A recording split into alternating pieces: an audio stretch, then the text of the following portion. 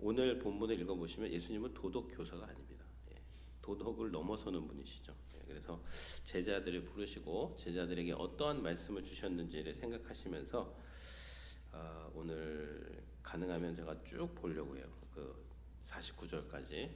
그래서 그 한 단락씩 읽으면서 말씀을 보면 좋을 것 같습니다. 12절부터 먼저 19절까지 보도록 하겠습니다. 이때 예수께서 기도하시러 산으로 가사 밤이 새도록 하나님께 기도하시고 밝음에 그 제자들을 부르사 그 중에서 12를 택하여 사도라 칭하셨으니 곧 베드로라고 이름을 주신 시몬과 그의 동생 안드레와 야고보와 요한과 빌립과 바돌로메와 마테와 도마와 알페오의 아들 야고보와 셀롯이라는 시몬과 야고보의 아들 유다와 예수를 파는 자 될 가롯 유다라. 예수께서 그들과 함께 내려오사 평지에 서시니 그 제자의 많은 무리와 예수의 말씀을 듣고 병고침을 받으려고 유대 사방과 예루살렘과 두로와 시돈의 해안으로부터 온 많은 백성도 있더라.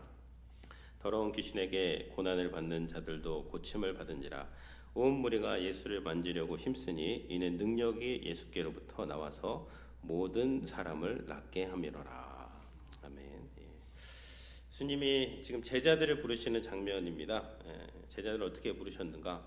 예수님께서 함께 사역을 하시기 위해서 제자들을 부르신 것인데요.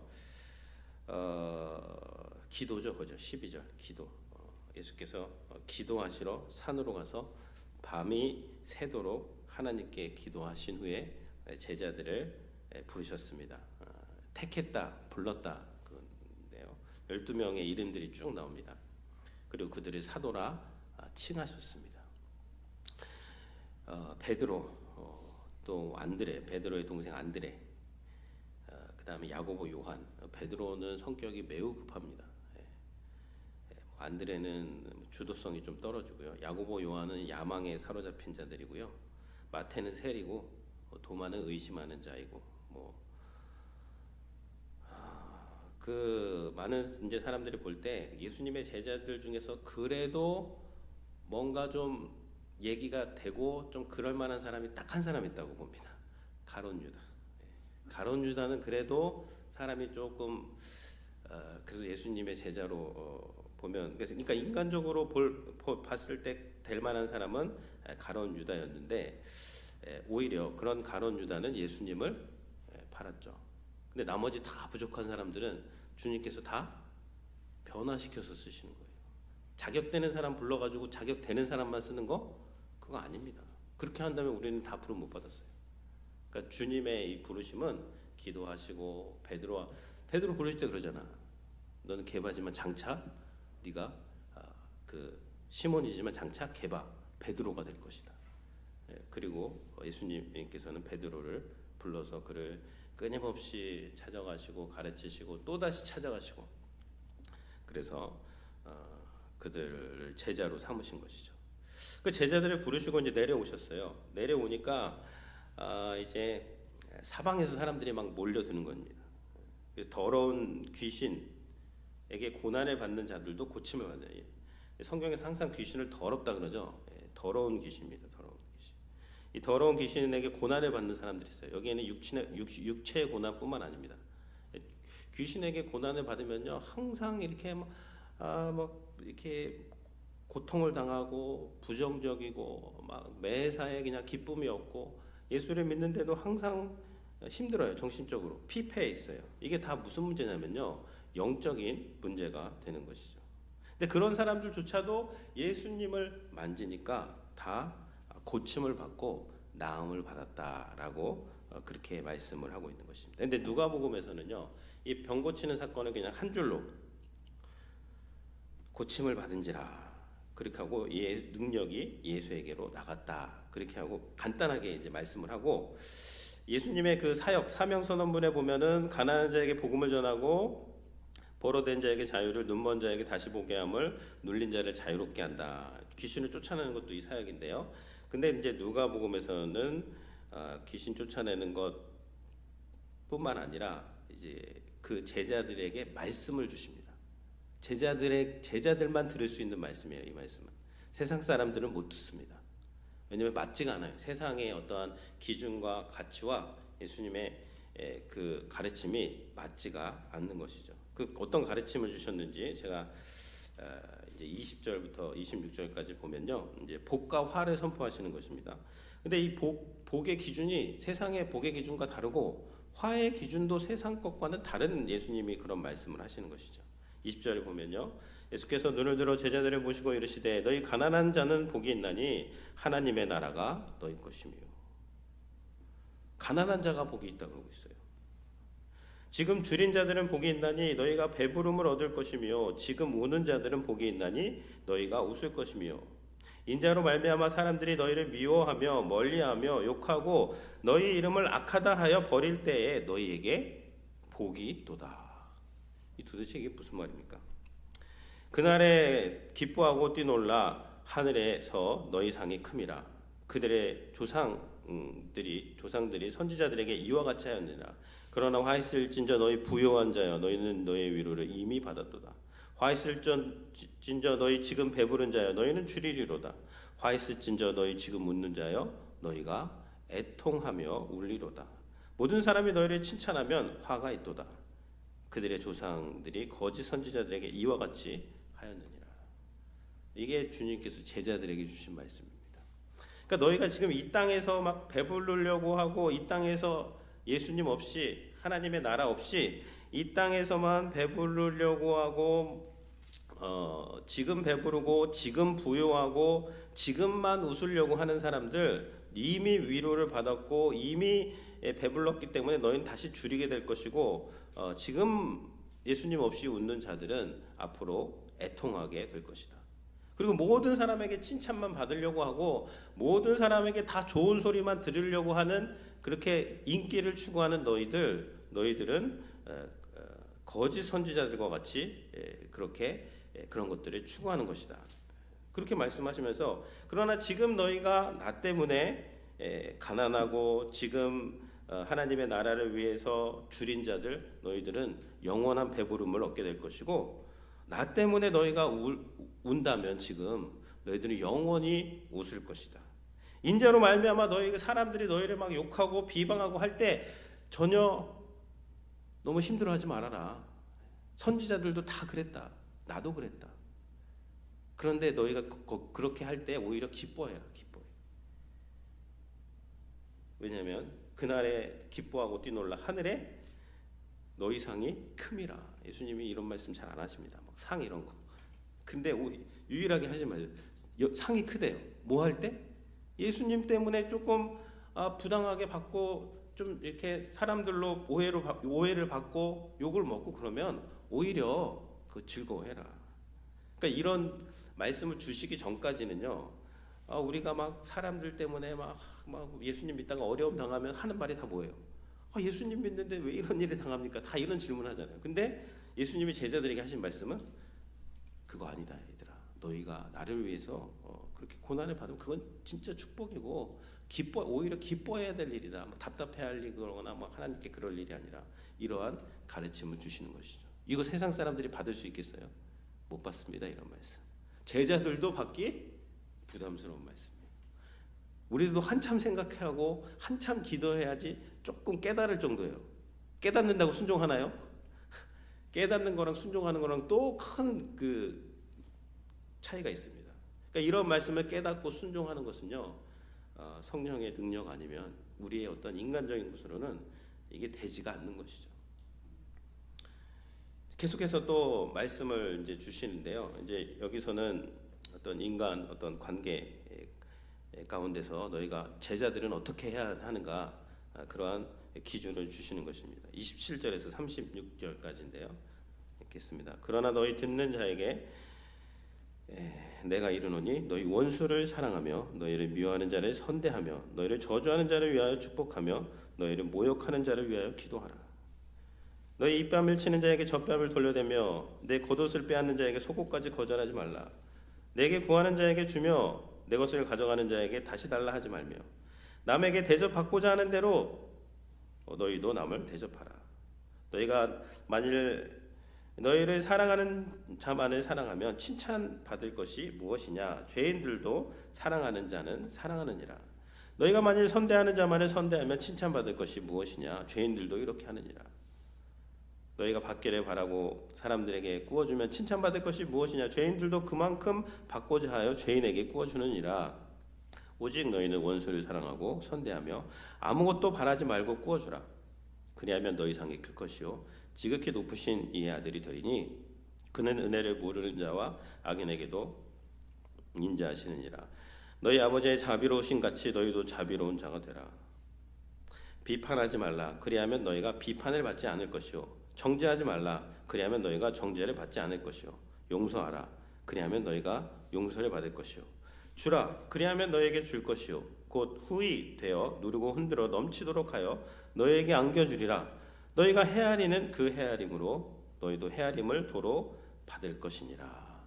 아멘. 뭐 여기서 제가 읽은 말씀 그대로입니다. 원수를 사랑하라. 우리는 예수님이 이런 말씀 안 하셨으면요, 우리는 꿈도 꾸지 못할 일입니다. 우리는 뭐죠? 눈에는 눈, 이에는 이. 네가 그렇게 했어? 나는 네가 이렇게 하면 난 네가 되려주면 나는 되려주고 뭐죠? 말로 받는다. 네가 이렇게 하면 난 더 한다. 이게 어떠한 인간의 어떠한 본성이에요.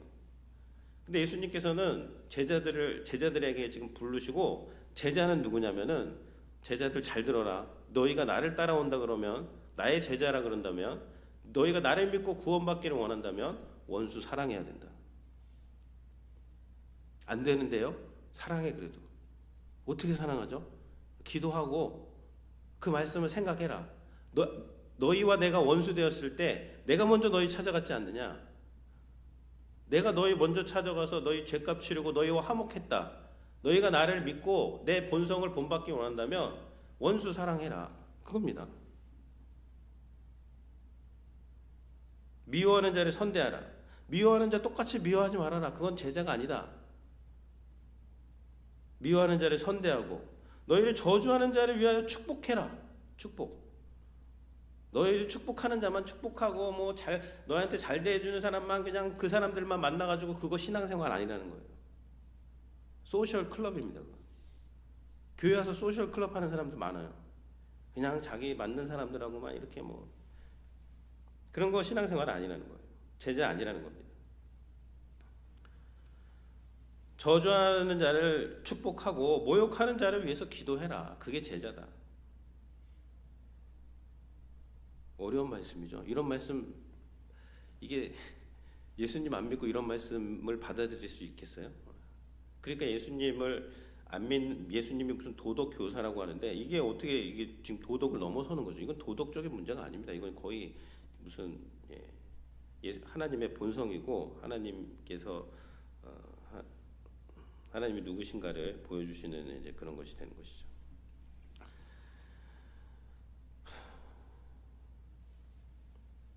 (32절) 너희가 만일 너희를 사랑하는 자만을 사랑하면 칭찬받을 것이 무엇이냐?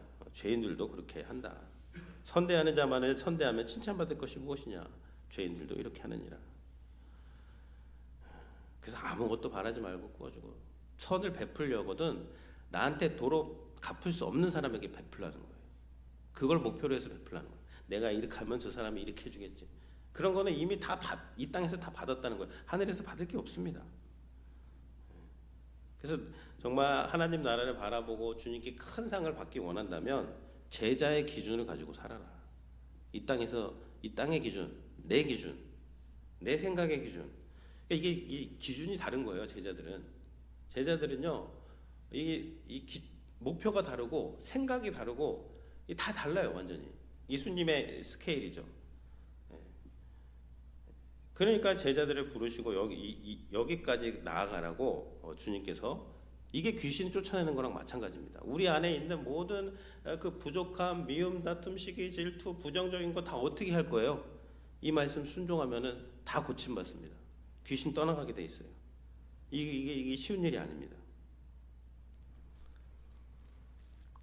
36절 너희 아버지의 자비로우신 같이 너희도 자비로운 자가 되라. 하나님 아버지의 자비가 너희가 그렇게 자비를 구하는데 그 자비 다 어디 갔냐? 그 자비를 베풀면서 살아라.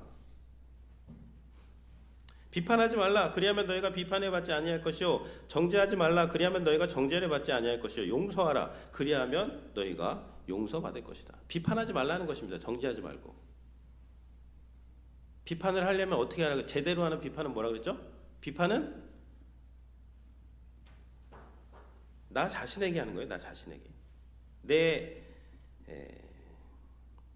39절부터 또 보겠습니다. 39절부터 45절 여기 가겠습니다. 또 비유로 말씀하시되 맹인이 맹인을 인도할 수 있느냐 둘 다 구덩이에 빠지지 않겠느냐 제자가 그 선생보다 높지 못하나 무릇 온전하게 된 자는 그 선생과 같으리라. 어찌하여 형제의 눈 속에 있는 티는 보고 내 눈 속에 있는 들보는 깨닫지 못하느냐. 너는 내 눈 속에 있는 들보를 보지 못하면서 어찌 형제에게 말하기를 형제여 나로 내 눈 속에 있는 티를 빼게 하라 할 수 있느냐. 외식하는 자여 먼저 내 눈 속에 있는 들보를 빼라. 그 후에야 내가 밝히 보고 형제의 눈 속에 있는 티를 빼리라.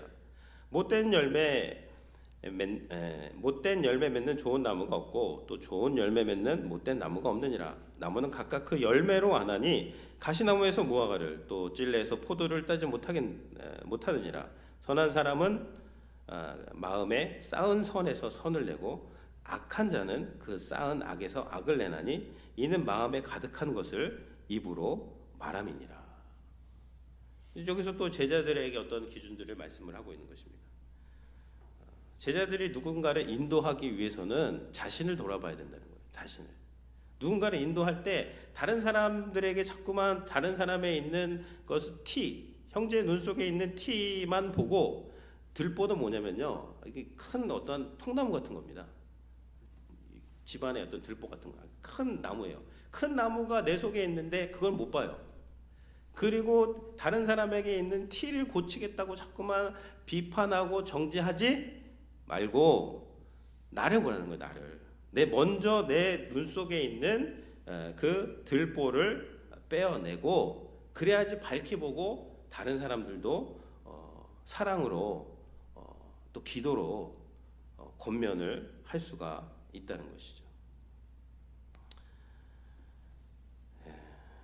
이게 제자의 어떠한 기준이 되는 것이죠. 그래서 우리는요 어떠한 판단자는 아닙니다. 준행자예요. 판단자는 누구시죠? 하나님 한 분입니다. 그러니까 우리가 자꾸만 누군가를 막 판단하려고 하고 뭐 저 사람에 대해서 막 교정하려고 하면요, 그럼 그 내가 하나님 되겠다는 거예요. 그 하나님이 하실 일입니다. 내가 할 일 뭐죠? 내가 할 일은요, 내 눈 속에 있는 들보 빼고 나를 교정하고 내가 바로 서면 되는 거예요. 내가 바로 서고 내가 좋은 제자의 모습을 보이면 그것으로 다른 사람도 교정됩니다. 내가 바로 섰을 때. 근데 나는 보지 못하고 자꾸 다른 사람들한테 이렇게 그거를 고치려고 하는 것이 제자의 모습이 아닌 것이죠. 왜 그런데 그런 자꾸만 다른 사람만 고치려고 하는가? 이것은 마음의 문제라는 것입니다. 44절을 보면 45절 선한 사람은 그 마음에 쌓은 선에서 선을 낸다 그랬어요. 악한 사람은 그 쌓은 악에서 악을 낸다. 그러니까 마음에 뭐가 가득하냐예요. 마음에 뭐가 있느냐.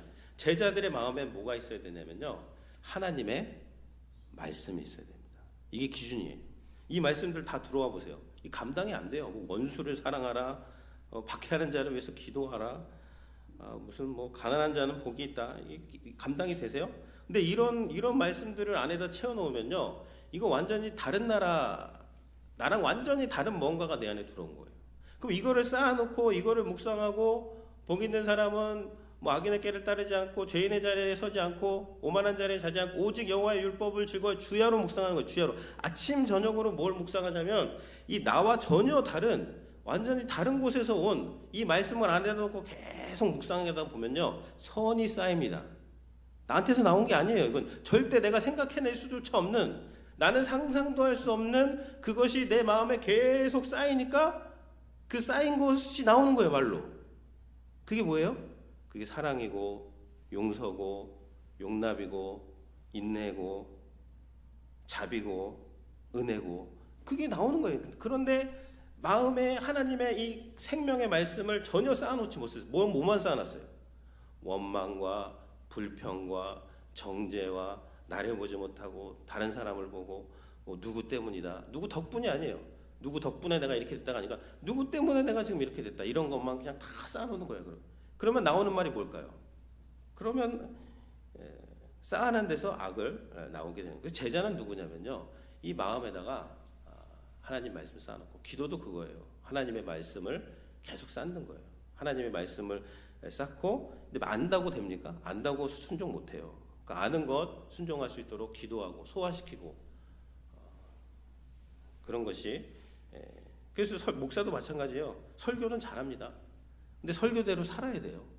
근데 그거는 의지로 되는 게 아닙니다. 하나님의 은혜로 되는 거예요. 목사가 진짜인지 아닌지를 보려면요, 강단에서는 잘 구별하기가 힘듭니다. 강단에서 누가 설교 못하겠어요? 집에 가서 애들한테 물어봐야 돼요. 그러면 애들은요, 저기 뒤에 우리 아이가 와 있는데, 제가 그래서 애들이 저한테 뭐라 그럴 때 아주 제일 마음이 아픕니다. 그 말이 진짜거든요. 그래서 어쨌든 그 우리의 그런 행동은 뭐에서 나오냐면요, 마음에서 나오는데, 그 마음에 뭘 쌓아놓느냐가 되게 중요해요. 그래서 이렇게 나와서 기도하고 말씀 보고 하는 것이 중요한 것이죠. 이제 마지막 이제 제자들에게 주님께서 주신 비유가 46절에서 49절입니다. 너희는 나를 불러 주여 주여 하면서도 어찌하여 내가 말하는 것을 행하지 아니하느냐? 내게 나와 내 말을 듣고 행하는 자마다 누구와 같은 것을 너희에게 보이리라. 집을 짓되 깊이 파고 주초를 반석에 놓은 사람과 같으니 큰 물이 나서 탕류가 나고 그 집에 부딪히되 잘 지었기 때문에 능히 요동하지 못하게 하였거니와, 듣고 행하지 아니하는 자는 주초 없이 흙 위에 집을 지은 사람과 같으니 탕류가 부딪힘에 집이 곧 무너져 파괴됨이 심하니라 하시니라. 그러니까 이게 무슨 말이냐면요, 그냥 예수님 믿는다고 제자라고 그러면서 쫓아다니면서 주여 주여 합니다. 주님을 쫓아다녀요. 그런데 삶에서 이 말씀도 없고, 이 말씀에 순종하려는 의지도 없고, 순종하지도 않고, 어째 내가 말하는 것을 행하지 아니하느냐. 그러니까 듣고 행하지 않은 자는 마치 뭐와 같으냐면요, 주초를, 49절, 듣고 행하지 않은 자는 주초 없이 흙 위에다 집을 지은 거예요. 흙 위에다 집 지어서 예수님 따라다닌다고, 예수님 제자라고 그냥 와와 하면서 막 웅성웅성하면서 쫓아다닙니다. 그런데 신앙생활 하다 보면 다 뭐가 오냐면 파도가 한 번씩 다 와요. 뭐 건강의 파도, 관계의 파도, 뭐 경제적인 위험의 파도, 뭐 시험거리가 옵니다. 그 시험거리가 왔을 때 그 말씀을 붙잡고 말씀을 채워놓고 그 말씀에 순종하려고 했던 사람들은 다 그 자리에 서 있어요. 그런데 말씀도 없고 말씀을 지키려는 의지도 없고 그냥 주여 주여만 합니다. 근데 주여라는 것은 무엇이냐면요, 예수님이 내 인생의 주님이십니다예요. 그러면 주님의 말씀을 제가 따르겠습니다. 그러니까 주여하면 주님의 말씀 따르든가, 주님의 말씀에 노할 거면 주여를 부르지 말아야 되는 것이죠. 근데 주여만 하고 순종이 없는 자들 다 내려간다는 거예요. 언제 내려간다는 것입니다. 근데 집을 질 때 깊이 파고 주추를 반석 위에 놓은 사람들은요, 시험거리가 오면 떠나자마자 더 뿌리 내립니다. 더 기도하죠. 더 하나님을 바라보죠. 더 커져요, 사람이. 그 시험보다 더 커지고 그 문제보다 더 커지고 하나님을 더 닮아가는 사람들이 되는 것이죠. 제자는 누군가? 제자는 세상과 전혀, 그러니까 교회 와가지고 뭐 세상 처세술 배우고 그런 거 아닙니다. 그런 건 그냥 인문학 강의 들으시면 되고요. 교회 와서는 예수님의 가르침을 받아야 되는데, 이 가르침은요, 세상의 가르침과는 다른 것입니다. 그거를 우리가 추구하고 그것을 믿고 그것을 따라가고 그것에 순종하는 거예요. 그러면 우리 안에 이 하나님으로부터 오는 예수 그리스도에 근거한 선이 쌓이게 되고, 이 선이 쌓인 것에서 말이 나오게 되고, 또 생각도 변하고 행동도 변하고 인격도 변하고. 그러니까 예수님을 믿으면 변할 수밖에 없어요. 인격이 시간이 지나면서 좋은 열매를 맺을 수밖에 없습니다. 근데 예수님을 뭐 10년, 뭐 20년, 30년 평생을 믿었어도 변화가 없다. 생각을 해봐야 돼. 내가 뭘 믿는 건지. 그래서 이제 오늘 이 제자들을 부르시고 제자들에게 주신 이 가르침에 대해서 저희가 나누어 봤습니다. 그래서 우리는 주님의 제자입니다. 제자. 이 땅에서 제자로 부르심을 받았고 주님을 따라가는 자들이에요. 제자는 누구냐면 예수님의 말씀을 따라가고 말씀에 순종하는 자들입니다. 그것을 생각. 오늘도 저희가 전도를 나가죠. 전도 나가는 거 간단합니다. 주님이 뭐 나가라고 하시니까 평소에도 전도해야 되고 뭐 기도해야 되고 또 교회에서 나가면 같이 또 나가서 대단한 사역이 아닙니다. 그냥 가서 복음을 전하면 돼요. 예수님을 전하면 되는 것이고. 그래서 또 내일 예배 위에 큰 은혜가 있을 수 있도록 기도해 주시고 우리 교회에 제자들이 넘쳐나고 인간의 생각이 아닙니다. 각각 자기의 소견에 옳은 대로 행하는 것이 교회가 아닙니다. 주님의 말씀을 이 기준이 되고 거기 다 순종하면요, 그러면 되는 겁니다. 그래서 그런 교회가 될 수 있도록 또 제자들이 넘쳐나고 또 거룩한 성화가 넘쳐나고 그리고 주님의 사랑이 넘쳐나는 그런 교회가 우리 교회가 될 수 있도록 기도해 주시길 바랍니다. 제가 기도하겠습니다.